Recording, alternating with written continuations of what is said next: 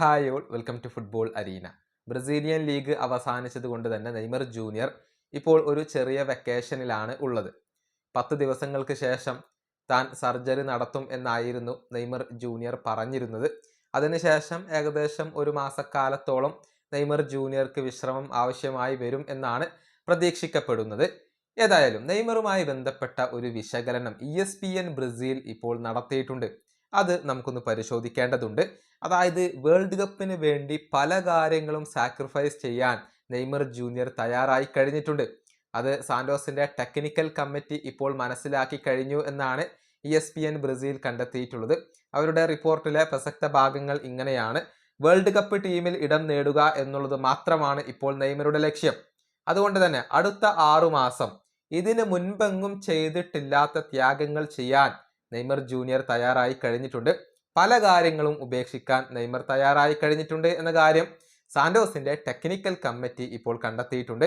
അതിന്റെ ഒരു ഉദാഹരണം മാത്രമാണ് കഴിഞ്ഞ 3 മത്സരങ്ങളിലായി കൊണ്ട് ലഭിച്ചിട്ടുള്ളത്. പരിക്കുണ്ടായിട്ടും നെയ്മർ കളിച്ചത് സാന്റോസിനെ രക്ഷിക്കുക എന്ന ഒരു ലക്ഷ്യത്തോടു കൂടി മാത്രമാണ്. അത്രയധികം റിസ്ക് എടുക്കാൻ നെയ്മർ ജൂനിയർ തയ്യാറായി. ഇനി നെയ്മറുടെ മുന്നിലുള്ളത് വേൾഡ് കപ്പാണ്. അതിനുവേണ്ടി എന്ത് റിസ്ക് എടുക്കാനും എത്ര ത്യാഗങ്ങൾ സഹിക്കാനും അദ്ദേഹം തയ്യാറായി കഴിഞ്ഞിട്ടുണ്ട് എന്നാണ് സാന്റോസിന്റെ ടെക്നിക്കൽ കമ്മിറ്റി ഇപ്പോൾ കണ്ടെത്തിയിട്ടുള്ളത്.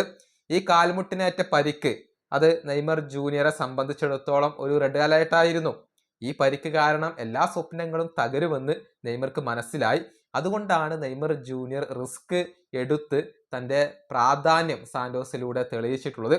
ഇനി സർജറി പൂർത്തിയാക്കിയതിന് ശേഷം പൂർണ്ണമായും ഫുട്ബോളിലും അതുപോലെ തന്നെ വേൾഡ് കപ്പിലുമായിരിക്കും നെയ്മർ ജൂനിയർ ശ്രദ്ധ കേന്ദ്രീകരിക്കുക. ഇതാണ് ESPN ബ്രസീൽ ഇപ്പോൾ റിപ്പോർട്ട് ചെയ്തിട്ടുള്ളത്. ഏതായാലും കാർലോ ആഞ്ചലോട്ടി നെയ്മർക്ക് നേരെ പച്ചക്കൊടി വീശും എന്ന് തന്നെയാണ് ഇപ്പോൾ പ്രതീക്ഷിക്കുന്നത്.